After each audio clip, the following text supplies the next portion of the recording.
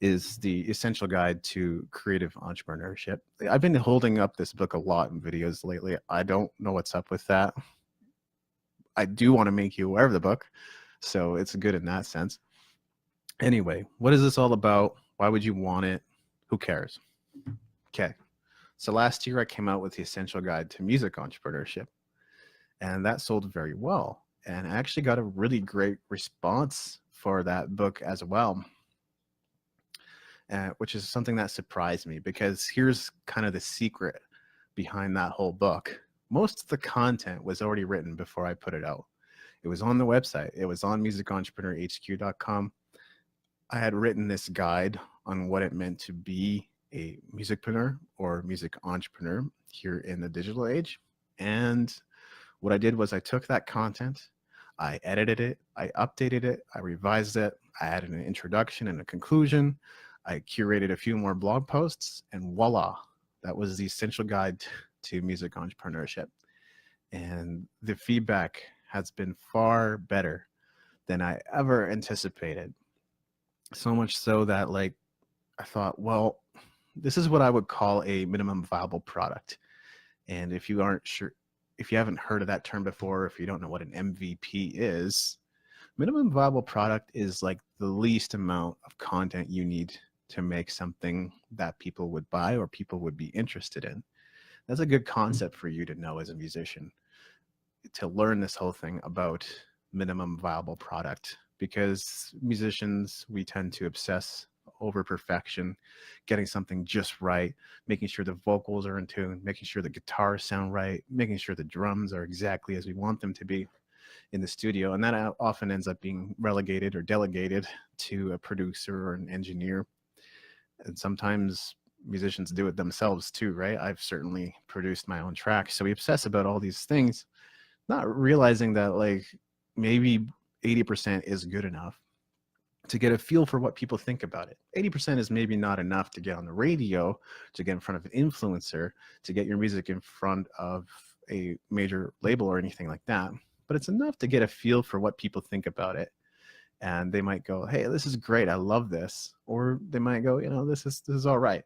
But the thing is, if you got it 80% of the way there and people didn't like it, then you didn't waste a ton of time and energy and money. You still wasted some of your resources. I still wouldn't say it's a waste, because everything is a test and experiment anyway. As a entrepreneur, as a musician, as a creative, in some capacity, practically everything is an experiment. And I've experimented with a lot of things, and trust me, a lot of them didn't go well. So, but there's that extra 20% to take it to 100%, and that 20% probably would cost you more in time and resources and energy and everything to get your product perfect. And if nobody likes the product, what was the point in spending all that time and money and energy on that? No point, right? So that's the whole thing about it, a minimum viable product. And guess what? The Essential Guide to Music Entrepreneurship did well as a minimum viable product. That was enough. It was straight to the point. It was no BS. There wasn't a bunch of extra stuff in there. There wasn't just rambling, incoherent text, which is I hate about books. Some books anyway. I love reading books. It's just that some books go on and on and on about nothing. They're not talking about anything. They're saying a lot and not getting any kind of message across. And I'm sure you've experienced that as well. So just wanted to make you present to that fact that you can do that too. You can create a minimum viable product, put it out there, test it, see how people respond to it. If it's good, you can iterate on it, make it something better or something like it. If people don't like it, then you can make kind of a bigger adjustment based on the feedback that you've been getting. Okay. So for me though, with the Essential Guide to Music Entrepreneurship, I found a winning formula. I found something that works. I found something people will want and something that people will buy. It's an offer that converts, which is awesome. That's something to be excited about, right? When you find something that works, something that people want. And I was then approached last year with the idea of creating the Essential Guide to Creative Entrepreneurship. and I was approached by a friend and a colleague and a mentor, just a really wonderful person. And he said to me, we're going to get this creative community started and would really love you to put together a book, maybe rearrange the content you already have in the Essential Guide to Music Entrepreneurship and make it into the Essential Guide to Creative Entrepreneurship. And that's how this came about. Now, I didn't just merely rework the content that was in the Essential Guide to Music Entrepreneurship. I could have done that. I actually wrote everything from scratch, and the content that I wrote, again, is actually available on the blog. That's a little secret. Maybe you knew, maybe you didn't. You can find most of what's in this book on my blog as well as on Medium. And if you've been following along, then you know that I've been doing quite a few experiments over on Medium as well, which is another social network, just a place where you can take your blog posts and syndicate them, or you can even create fresh content for Medium, which is something I've done before too. So there's content that you won't find anywhere else. Some of the things that I've created on Medium.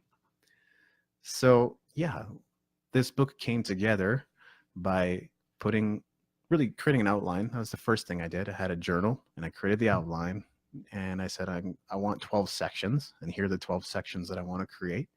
Once I was clear on that, I just turned every one of those sections into a blog post. That's how I broke it down once I had the outline.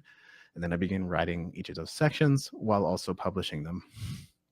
And of course, something you should know about my process is once everything goes into the book, I still read it over and over and over again.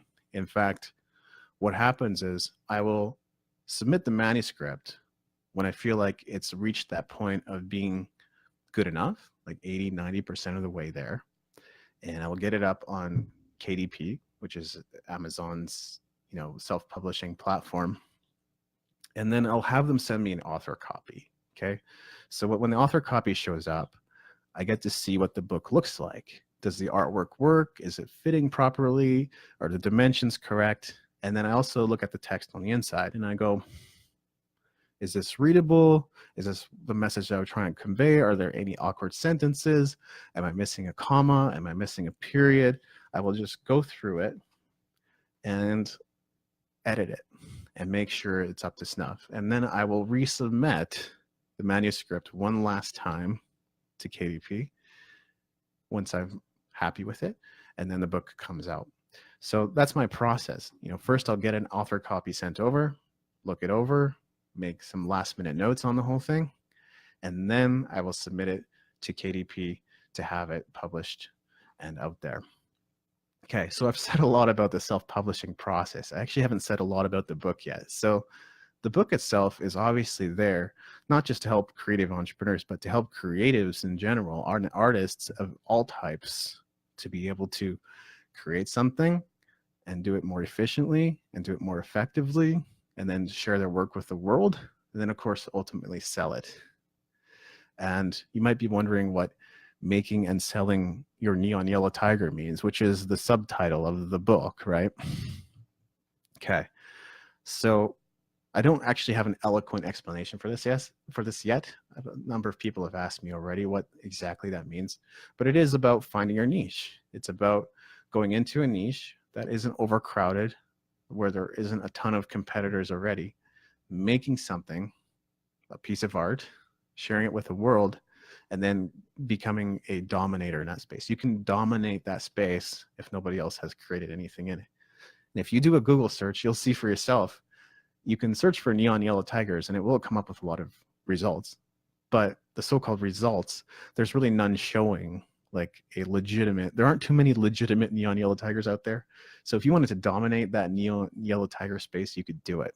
Now, I'm not suggesting that's what you do.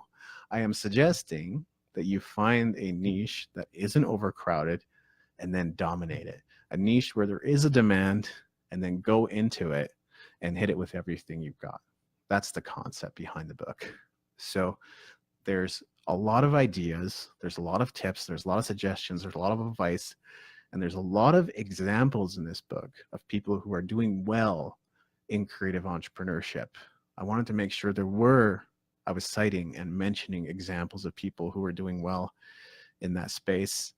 And so that's something you'll find in this book. And it really is a little bit of a buffet. You can like kind of take it or leave it, because to be perfectly honest, there are some slightly conflicting or contradictory advice in the book. And really before I get asked an interview, although I'm sure I will at some point, before I get asked, the whole idea is you can think of it as a buffet. You can take what you want. Just because you can take everything doesn't mean you want to take everything. I myself, I don't eat seafood. So if I went to a buffet, and I do love Asian buffets, by the way, if I go to a buffet, I'm not necessarily going to eat the seafood, right? I'm probably not going to touch the seafood. If I'm feeling adventurous, I might try just a little something, but that's not what I'm going to go for. I'm probably going to go for like the spring rolls and the rice and the dumplings and maybe some soup or some noodles. That's more my speed. So that's where you would find me at the buffet, right? So same thing with this book. I think most of it, if not all of it, is applicable and helpful. But if there's things that you don't find helpful, just toss them, just throw them out and go like, okay, this point earlier makes more sense to me than this point that was mentioned later in the book. And that's how to take it. So this is really exciting to me. And one of the reasons is because it sort of started creating a bit of an ecosystem. What I want to do now is publish many more essential guides. And just to give you an idea, I haven't revealed this elsewhere, but I'm thinking about creating the essential guide to community building. That's a project that's sort of getting into the works. I was already going to be working on a book about growth hacking for musicians.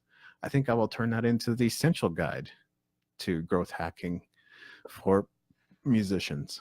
And another title that I'm thinking about, Essential Guide to Crowdfunding, an essential guide to personal development for musicians. So this really opened up a whole new world.